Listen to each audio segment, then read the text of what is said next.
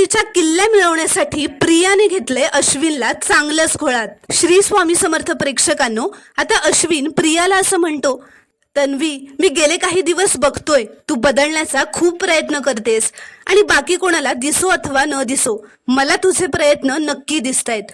तर प्रिया सुद्धा नाटकच करत म्हणते, सगळं तुझ्यामुळेच तर होतंय अश्विन।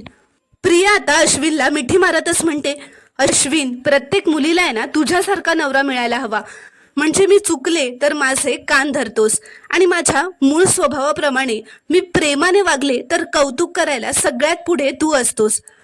अश्विन, मी प्रॉमिस करते तुला कधीच तक्रार करायची एकही संधी मी देणार नाही। तर अश्विन म्हणतो, माझा तुझ्यावर पूर्ण विश्वास आहे तन्वी, आणि मला हेही माहिती आहे की तू आश्रमात वाढल्यामुळे काही माणसांविरुद्ध तुझ्या मनात अडी होती, पण आता तुला घरातून इतकं प्रेम मिळतंय, तू मागचं सगळं विसरून मनापासून या कुटुंबाचा भाग हो।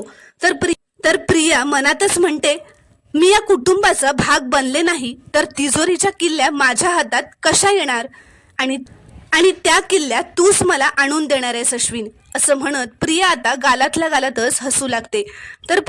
तर प्रेक्षकांनो, सुभेदारांच्या घरच्या तिजोरीच्या किल्ल्या मिळवण्यासाठी प्रिया अश्विनचा वापर करून घेणार असते, त्याला घोळात घेऊन त्याच्याकडून त्या किल्ल्या मिळवणार असते, जे आपल्याला पुढील भागांमध्ये पाहायला मिळणार आहे।